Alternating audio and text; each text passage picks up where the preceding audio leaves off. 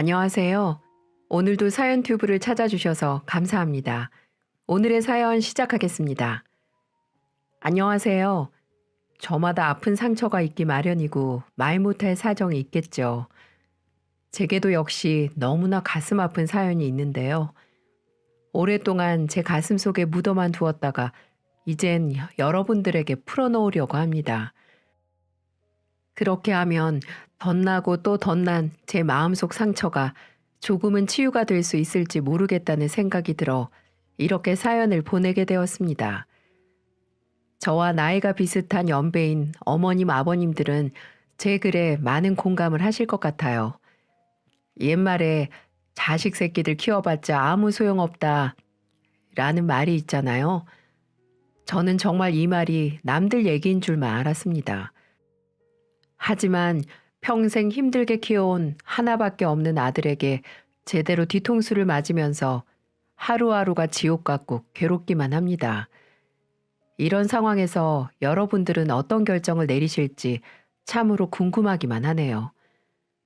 저는 그때 그 시절 22이면 지금 생각해도 너무나 꽃다운 나이죠.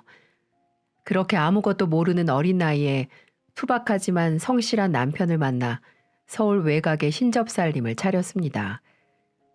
당시에는 가난하지 않는 사람을 찾기가 힘들 정도로 참 어려운 시기였어요. 그래서 좀도둑도 많았고 사람 사이에 정도 많았죠. 남편은 볼펜 공장에서 하루 종일 일을 하면서도 일요일마다 한강 백사장에 나가 음료수를 팔았습니다. 참 찢어지게도 가난했지만 남편은 처자식을 먹여 살리기 위해서 정말 부지런하게 살았어요. 아들에겐 이 가난을 물려주고 싶지 않다면서 8살짜리 어린 아들한테 공부를 열심히 해야 한다는 말을 늘 입버릇처럼 했습니다. 철영아, 넌 꼭 아빠처럼 되지 말고 훌륭한 사람이 돼야 한다. 그러려면 첫째도 공부, 둘째도 공부야. 잘 알겠지? 남편이 하도 세뇌를 해선지 아이는 꼭 훌륭한 의사가 돼서 엄마 아빠 호강시켜 주겠다며 참으로 공부를 열심히 하더군요. 믿겨지시나요? 8살짜리가 친구들은 밖에서 소꿉장난하고 놀 때 우리 아들은 책상 앞에 앉아 공부했다는 사실을요.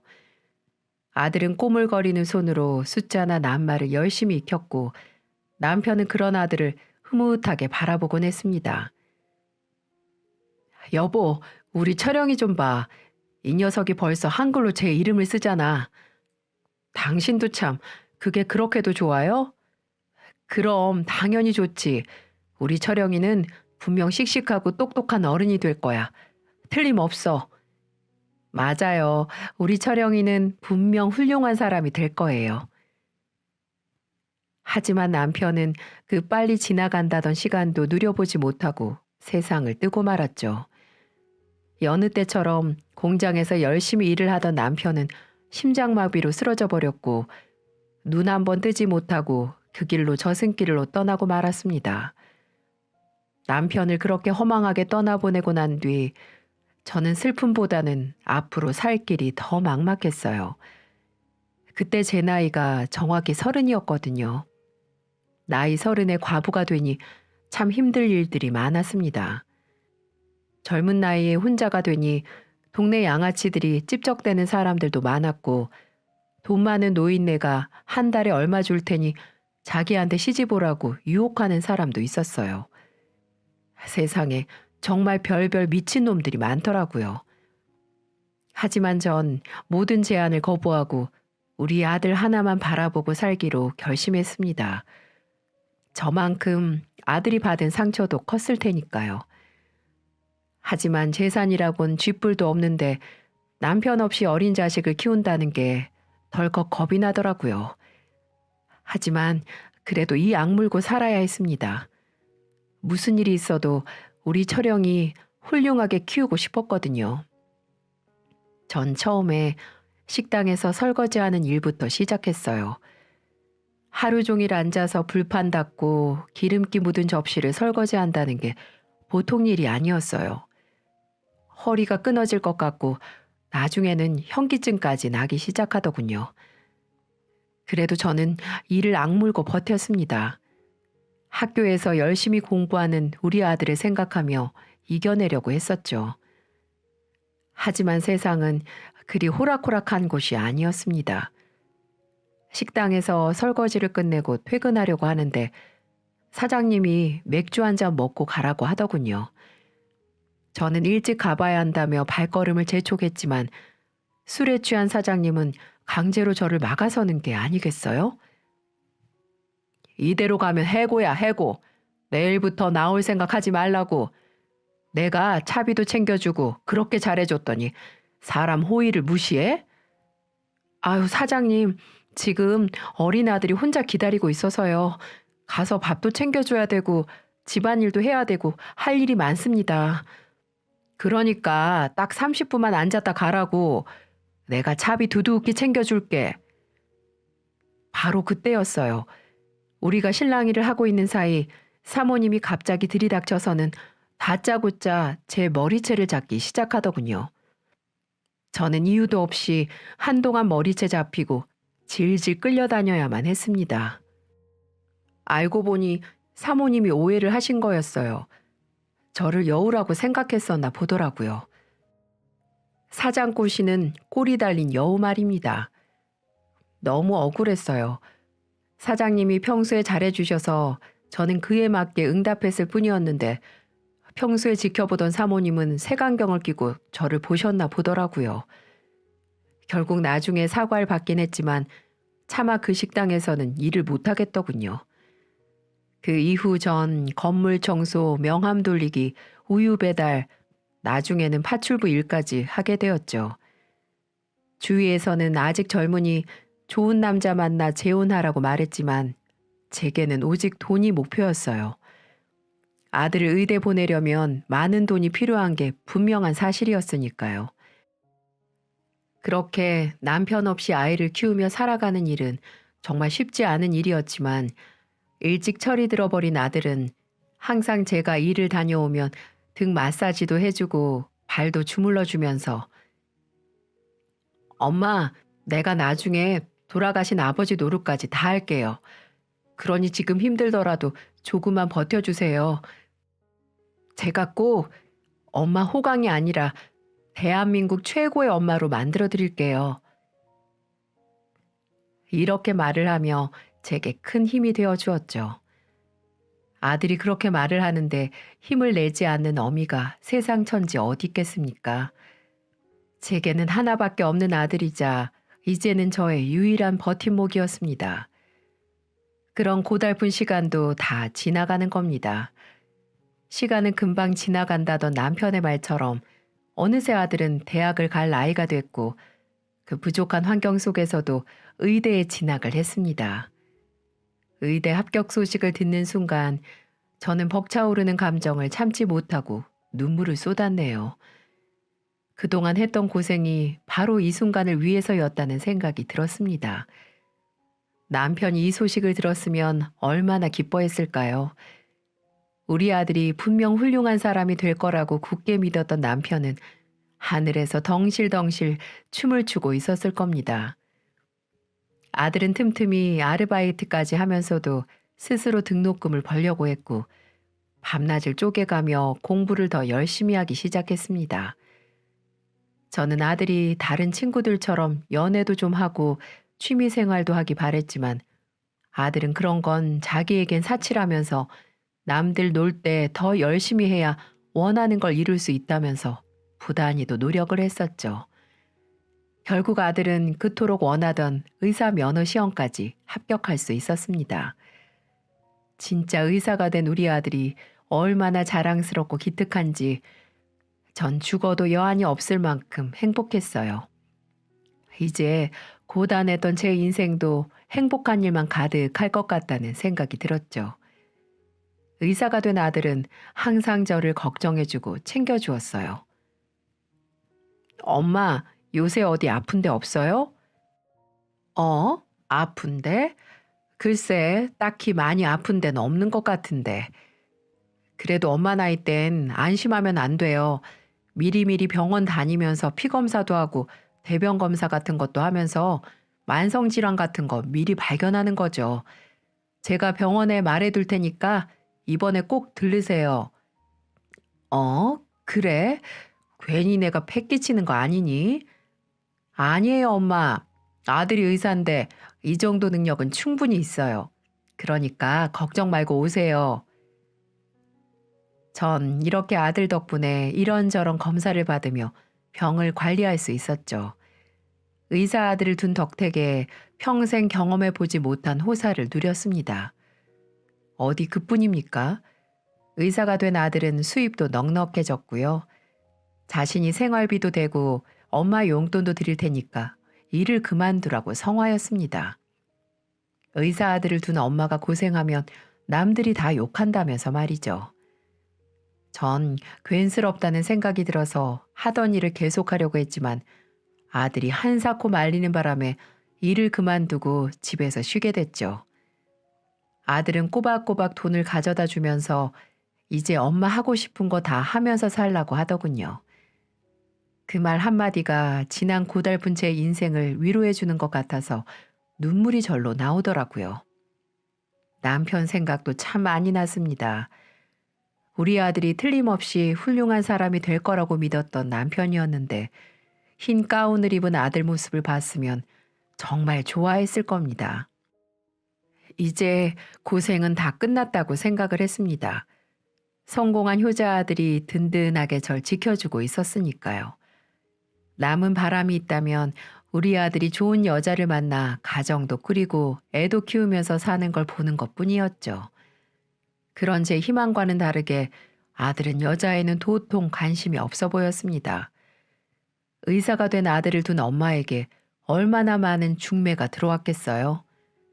심지어는 제가 살던 주인집에서도 우리 아들이 마음에 쏙 든다며 제 조카와 만나보게 하자고 절 귀찮게 할 정도였으니까요. 하지만 제가 아무리 아들을 떠봐도 아들은 고개를 내저었어요. 엄마, 나 아직 결혼할 생각 없어요.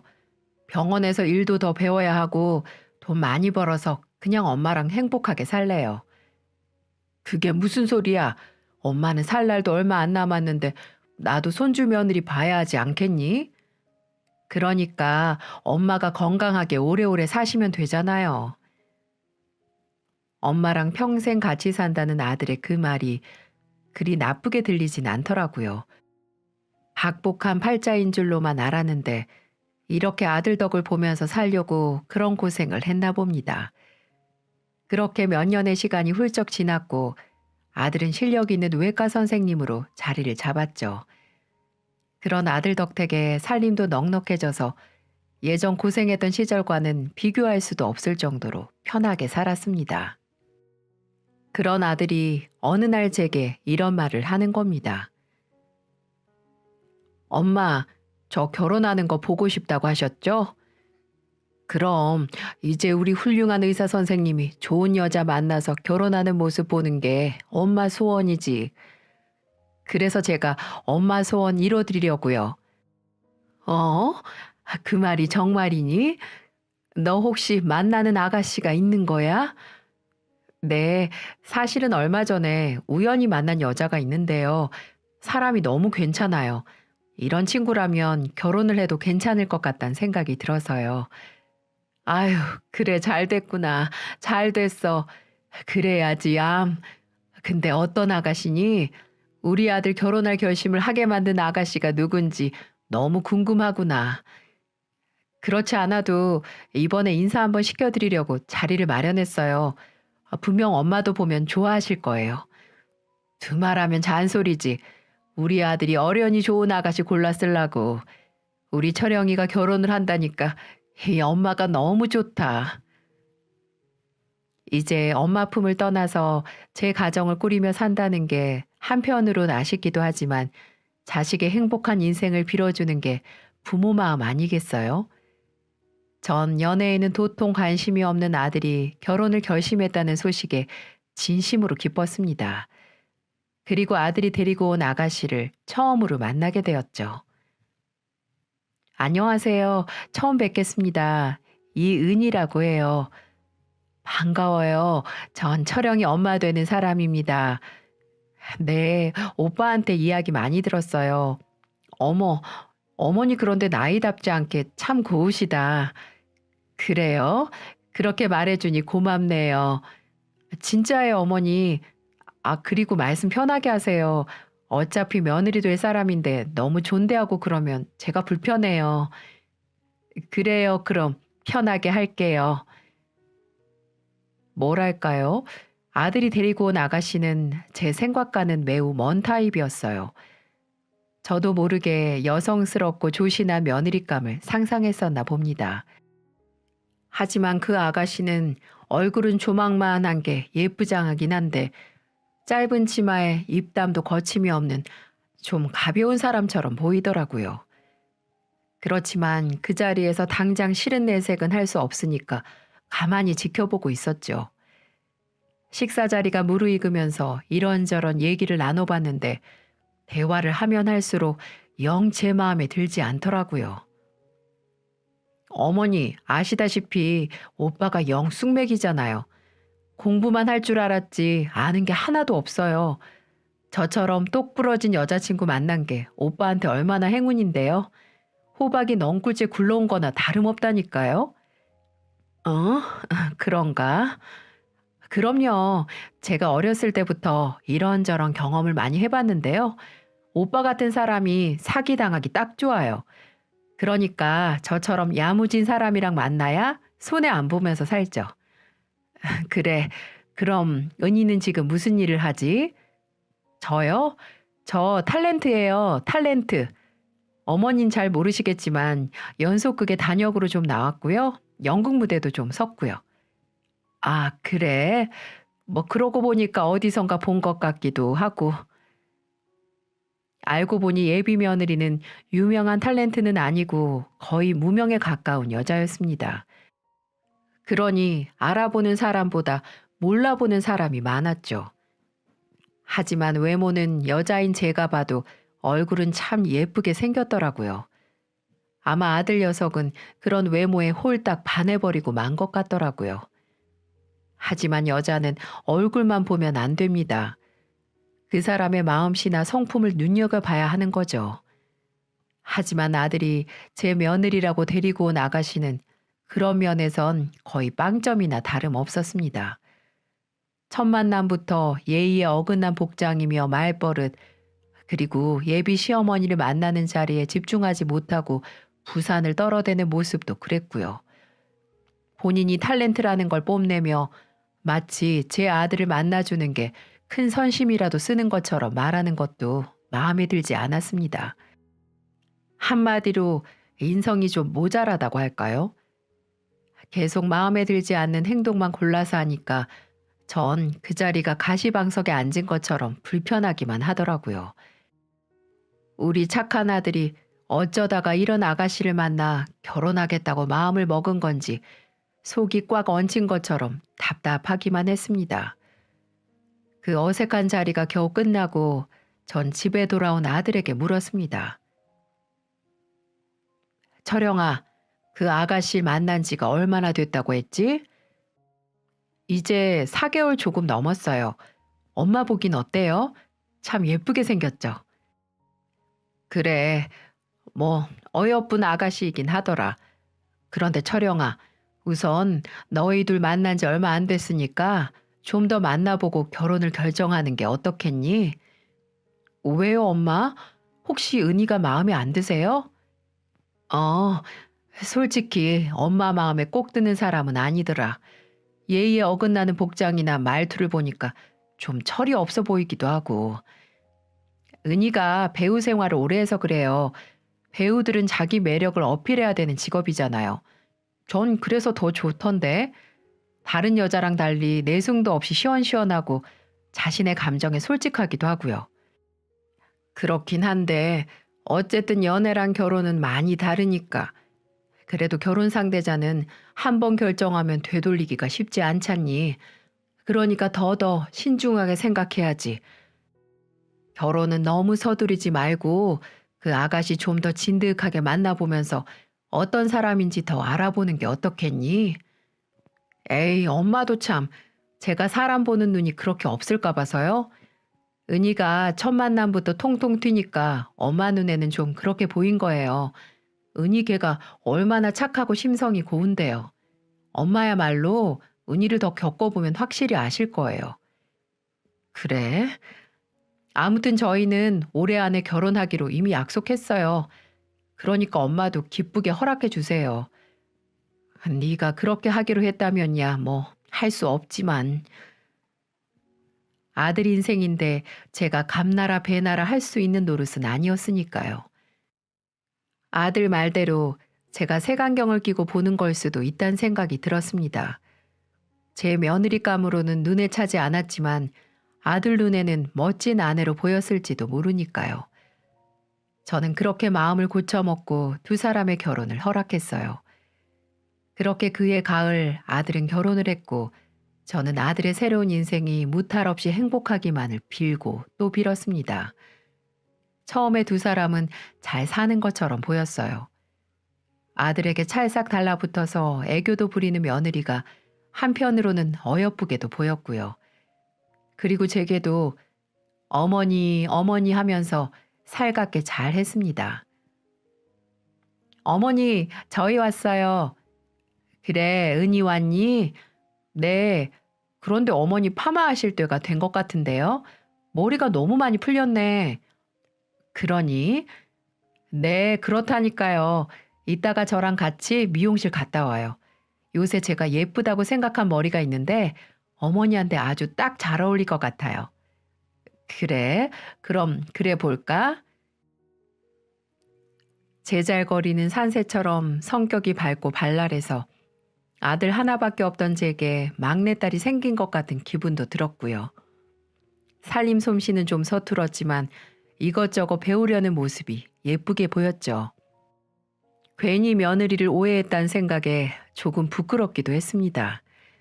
게다가 며느리는 제게 귀한 손자까지 안겨준 복덩이였습니다. 어머니, 어머니한테 드릴 선물이 있어요. 선물? 오늘 무슨 날도 아닌데 웬 선물이니? 어머니 곧 손주 보실 수 있을 것 같아요. 뭐? 은희 너 아이 가졌니? 네, 어머니 병원에서 확인했는데요. 저 임신했대요. 아이고, 그랬구나. 정말 고맙다, 은희야.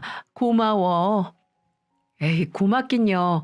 이게 다 어머니가 제게 사랑을 듬뿍 주신 덕분이죠. 며느리가 행동이 좀 가볍고 여우 같은 면이 없진 않았지만 그래도 제 남편 좋아하고 제게 모나게 굴지 않는 게 다행이라고 생각했어요. 하긴 어떤 며느리가 와도 완벽할 수 있겠습니까? 전 두 사람이 다투지 않고 아이를 키우면서 단란하게 살면 된 거라고 생각했습니다. 그렇지만 며느리와의 갈등은 손자가 세상 밖으로 나오면서부터 시작됐습니다. 아무리 바빠도 혼자 계신 어머니가 신경 쓰인다며 자주 찾아오고 연락도 자주 했던 애들이었습니다. 그런 애들이 점점 제게 소홀해지는 것이 느껴졌죠. 물론 아이가 생겼으니까 이해 못할 일은 아니었습니다. 시어머니가 돼서 그 정도도 헤아리지 못하는 건 아니었으니까요. 그런데 그 정도가 너무 지나치다는 생각이 자꾸 드는 겁니다. 어쩌다 제가 찾아가도 반가운 기색 없이 냉랭하기만 하고요. 처음에 보였던 며느리의 살가움이 조금도 보이지가 않더라고요. 기다리다 못해 전화라도 한 통하면 수화기를 통해서 찬바람이 쌩쌩 불어오기 일쑤였어요. 은희야, 요새 어떻게 지내고 있니? 네, 잘 지내고 있어요. 그래, 우리 며느리랑 손자 생각이 궁금해서 연락 한번 해봤다. 네, 별일 없지? 네, 별일 없어요. 언제 한번 넘어오지 않을래? 애 데리고 가기가 힘들어서요. 나중에 봬요. 응, 그래, 그러자꾸나. 출산 우울증이라도 있는 건지 며느리가 차갑게 구니까 여간 신경이 쓰이는 게 아니더라고요. 며느리만 그러면 좀 더 낫죠. 엄마 일이라면 발벗고 나서던 아들 녀석까지 연락이 뜸해지니까 제 마음이 헛헛해지는 겁니다. 그래도 명절이나 생일에는 꼭 찾아왔었거든요. 그런데 어느 날부터 이 핑계 저 핑계 대면서 절 찾는 날도 드물어지는 겁니다. 아무리 애 낳고 산다지만 좀 너무하다는 생각이 들었어요. 특히 아들 녀석에게는 서운한 마음이 더 짙었죠. 언젠 엄마랑 평생 같이 산다고 호언하더니만 제 마누라 새끼 생겼다고 이 애미는 거들떠도 안 보니까요. 아무리 좋게 생각해 보려고 해도 서러움이 북받쳐 오르는 건 어쩔 수가 없었습니다. 철영아, 엄마다. 요새 무슨 일 있나 싶어서 전화 한번 했어. 네가 하도 연락이 없으니까 궁금해서. 아, 그랬어요? 요새 병원 일이 너무 바빠서요. 언제 한번 내려갈게요. 엄마, 나 좀 바빠서 통화 오래 못해요. 어? 아, 그래, 알았다. 꼭 한번 내려와라. 네, 끊어요. 매번 이런 식이었어요. 그러다 보니 이제 아들 내외 얼굴 보기가 1년에 한두 번 보는 것도 쉽지가 않더라고요. 그렇게 원하던 며느리 손자 다 봤는데 이렇게 말년을 쓸쓸하게 보내다 갈 것만 같아서 마음이 무거웠습니다. 그러던 어느 날이었어요. 명절이 다가오자 모처럼 아들 내외를 볼 수 있다는 생각에 제 기분은 들떠 있었죠. 그런데 아들한테서 뜻밖의 오지 못하겠다는 연락이 오더라고요. 엄마, 죄송한데 이번에는 못 내려갈 것 같아서요. 아니 왜? 명절에 겨우 아들 얼굴 한번 보는데 왜 못 내려와? 이번 명절에 장인 장모님 모시고 제주도 한번 내려가기로 했어요. 그러다 보니까 일정이 영 빡빡해서 이번에 못 내려가고 다음에 시간 한번 내서 따로 내려갈게요. 뭐? 그러니까 사돈어른 모시고 여행 가서 못 오겠다는 거니? 네, 장인어른 칠순 겸해서 여행 한번 다녀오기로 했어요. 이번에는 엄마가 한 번만 이해해 주세요. 네? 아들 입에서 나온 말이라곤 믿기지가 않더라고요. 바깥사돈 칠수는 아직 한참이나 남았는데 굳이 명절 연휴를 껴서 여행을 간다는 게 납득이 되지 않았고요. 언제부턴가 찬밥 신세로 전락한 제 처지가 참 불쌍하게 생각되더군요. 그런 마음이 드니까 며느리한테 한마디 해야겠다는 생각이 들었습니다. 네, 어머니 무슨 일이세요? 은인이? 너 이번 명절에 못 올라온다고 하던데 진짜 올라오지 못하는 거야? 오빠한테 말씀 못 들으셨어요? 이번에 저희 부모님 모시고 제주도 한번 다녀오려고요. 그동안 번듯한 여행 한번 못 보내드려서요. 그래, 그건 알겠는데 나도 좀 서운한 마음이 드는구나. 네? 어머니가 왜요? 왜라니? 나도 이번 명절에 너희 얼굴도 보고 귀여운 손자 재롱도 보려고 기대를 하고 있었는데 말이다. 명절 아니면 너희도 잘 내려오지도 않잖니. 사돈 어른들 모시고 여행 가는 건 좋은데 혹시 다른 날로 바꾸면 안 되겠어? 나도 니들 얼굴 본 지가 1년도 다 돼가는구나. 안 돼요. 이미 비행기 표랑 호텔도 다 예약해서 바꿀 수가 없어요. 그리고 왜 그리 속이 좁으세요, 어머니? 무슨 애도 아니고요. 우리가 알아서 찾아뵐 거니까 이런 걸로 귀찮게 하지 마세요. 안 그래도 애 때문에 힘들게 육아전쟁 하고 있는데 어머니까지 왜 그러세요? 뭐? 너 말이 너무 심한 거 아니니? 어머니는 계속 했던 말 반복하게 만드니까 그러는 거죠. 저 바쁘니까 끊을게요. 들어가세요. 뭐? 아니 은희야. 며느리가 매정하게 전화를 끊어버리는데 속이 상해서 죽는 줄 알았습니다. 제가 이렇게까지 부탁을 하는데도 조금도 생각해 보지도 않더라고요. 대체 이게 무슨 경우인가 황당한 마음이 진정도 안 되고 기분이 영 찜찜했습니다. 그리고 1시간이나 지났을까요? 아들놈에게서 전화가 걸려오더라고요. 전화를 받았더니 아들이 격앙된 목소리로 제게 막 뭐라고 하는 게 아니겠어요? 엄마, 왜 은희한테 전화해서는 잔소리 하세요? 제가 못 내려간다고 미리 말씀을 드렸잖아요. 아니, 그거 하나 이해하지 못해요? 철영아, 엄만 그게 아니고 집사람도 저 쉬는 날 겨우 일정 잡아서 여행 한번 가는 거예요. 그걸 엄마가 트집 잡으니까 애가 스트레스 받아서 죽겠다잖아요. 엄마는 그렇게 며느리 잡아서 속이 시원해요? 아니, 얘가 정말 내가 언제 은희를 잡았다고 그래? 그냥 일정을 변경하는 게 어렵냐고 물은 것뿐인데 그 말이 그 말이잖아요. 제가 제주도 다녀와서 어련히 엄마 집에 찾아갈까? 정말 어른답지 못하게 왜 그래요, 정말? 뭐? 너 말 다 했니? 아, 됐어요, 됐어. 엄마가 자꾸 이러면 이번 명절만이 아니라 평생 못 내려갈지도 모르니까 그렇게 아세요. 뭐라고? 흥분한 아들이 저한테 그렇게 쏘아대고는 전화를 툭 하고 끊어버리는데 얼마나 제 마음이 아프던지요. 단 한 번도 제게 목소리를 높인 적이 없던 아들인데 마치 딴 사람처럼 구는 모습이 당최 적응이 되질 않는 겁니다. 이뿐만이 아니었어요. 1년에 한 번뿐인 제 생일날이었어요. 저는 아무리 바빠도 이날은 제게 와줄 거라고 믿었죠. 하지만 이날도 아들 부부는 제게 생일 선물을 주는 대신 큰 아픔을 선사해 주더군요. 생일 전날까지도 아들 부부의 전화를 기다렸는데 전화 한 통이 없더군요. 그래서 걱정되기도 해서 제가 먼저 전화를 걸었죠. 철영아, 요즘 무슨 일 있니? 요새 왜 통 전화가 없어? 걱정돼서 전화해봤다. 아, 엄마, 별일 없으시죠? 무슨 일로 전화하셨어요? 무슨 일이긴. 엄마가 아들한테 일이 있어야 전화하니? 그리고 내가 이 말까진 안 하려고 했는데 내일 엄마 생일인데 전화 한 통도 없어서 전화해봤다. 좀 서운하구나.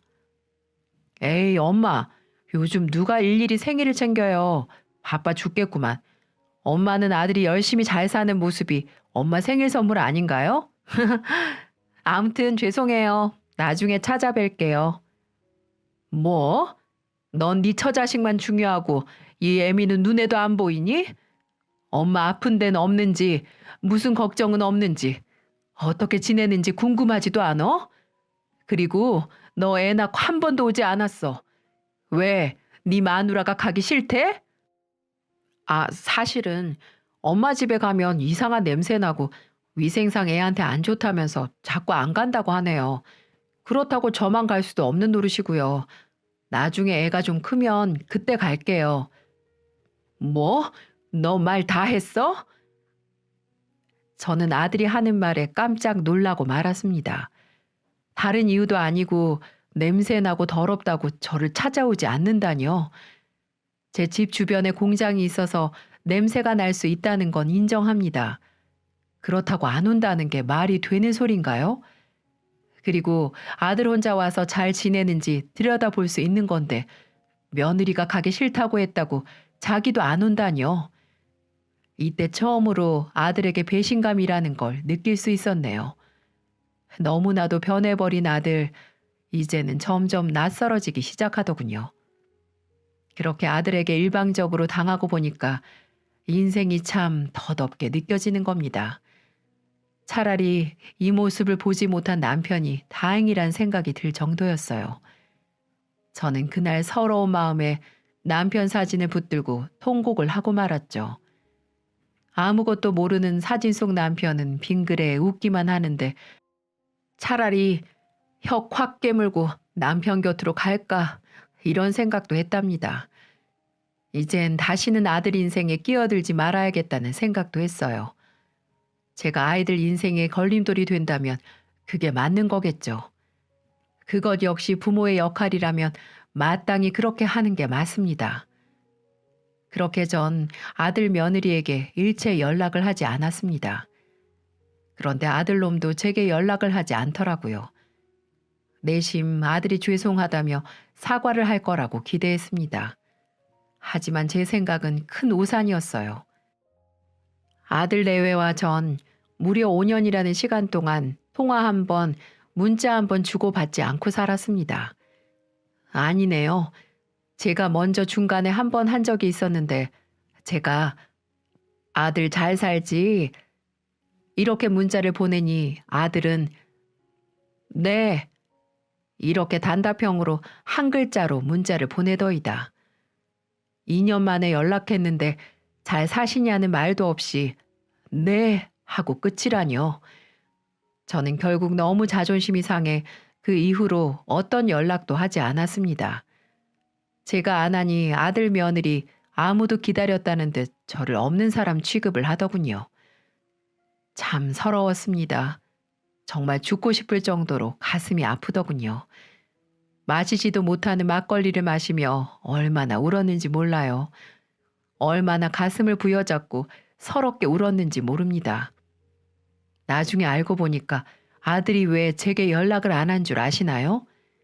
바로 그 탤런트했다던 며느리 때문이었습니다.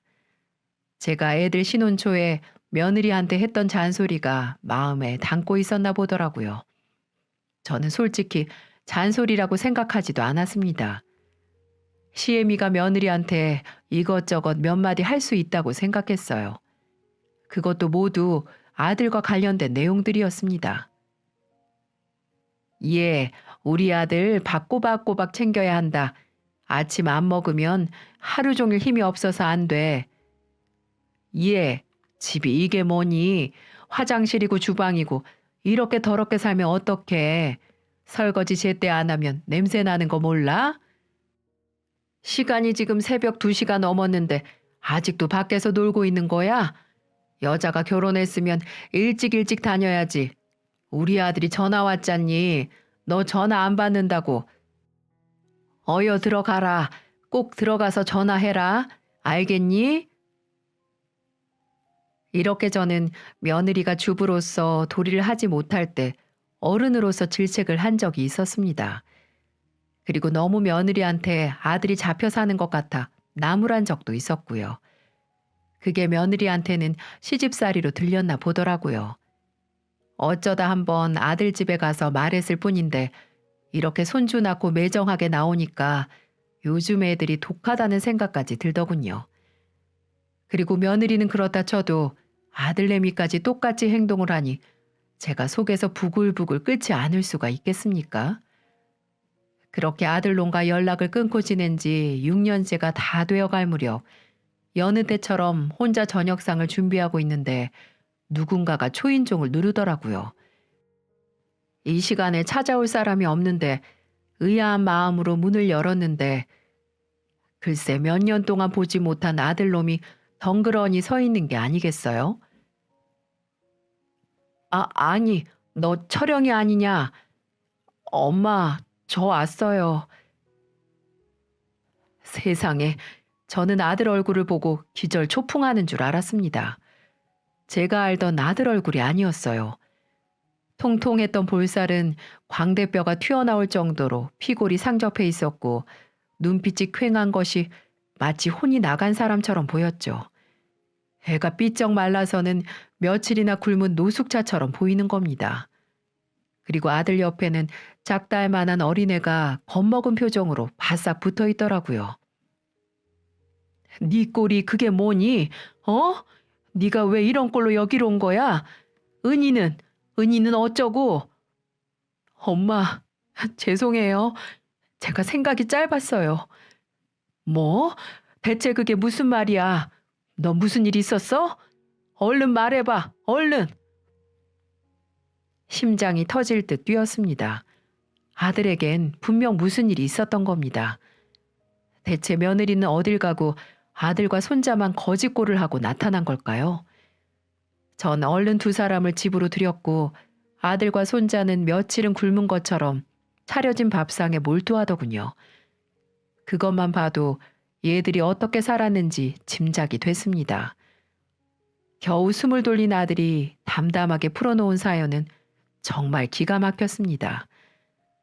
어느 날 며느리는 아들에게 성격 차이로 이혼을 요구했답니다. 놀란 아들이 며느리에게 울고불고 매달린 모양이에요. 이혼만큼은 절대 안 된다며 원하는 거 다 해주겠으니 제발 다시 생각해보라고 만류했다는 겁니다.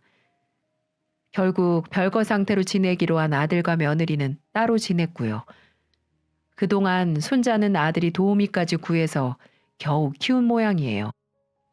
그러면서도 아들은 며느리에게 꼬박꼬박 생활비를 보냈고 며느리는 그것도 모자라 집과 부동산 명의를 자신 앞으로 해달라는 요구를 했다는 겁니다. 그러면 이혼 생각을 다시 해보겠다는 조건으로 말이죠. 그 말을 철석같이 믿은 아들은 며느리의 요구대로 재산을 전부 며느리 명의로 돌려주었고 며느리가 쓰는 카드값까지 꼬박꼬박 내주었다는 거죠. 아무리 아들이 의사라지만 한계라는 게 있지 않겠습니까? 따로 집까지 얻어서 나간 며느리에게 매달 수백에 달하는 생활비도 감당해야죠. 아들 키우는 육아비와 생활비도 책임을 져야죠. 거기에다 며느리의 사치까지도 해결해야 하니 아들이 오래 버틸 수 없는 건 당연했습니다. 견디다 못한 아들이 며느리에게 이제 돌아오라고 욕을 했지만 며느리는 요지부동이었답니다.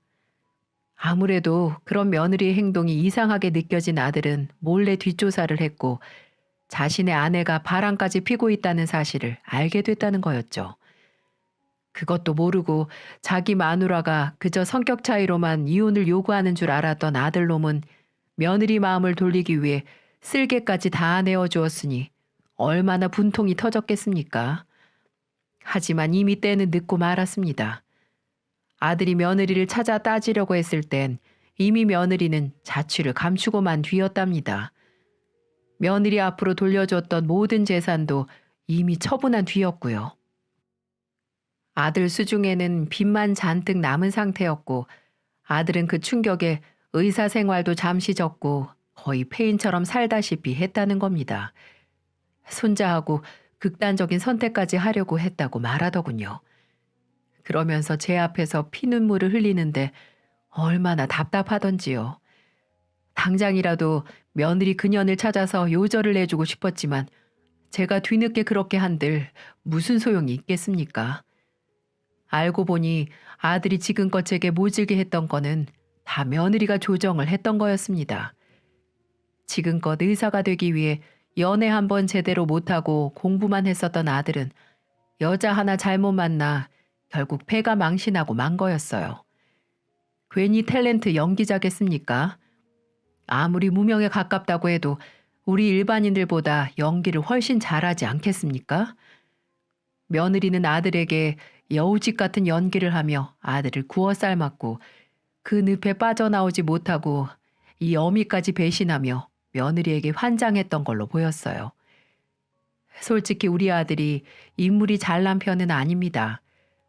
처음부터 저렇게 예쁜 아가씨가 우리 아들하고 결혼한다고 했을 때 좀 의아하긴 했었어요. 그래서 저는 단번에 알아볼 수 있었죠. 며느리가 우리 아들의 조건, 배경 보고 결혼한다는 사실을요. 그래서 저는 그년을 탐탁지 않게 여겼었던 거였는데 우리 아들은 눈에 콩깍지가 씌어서 홀라당 넘어가고 만 거였습니다.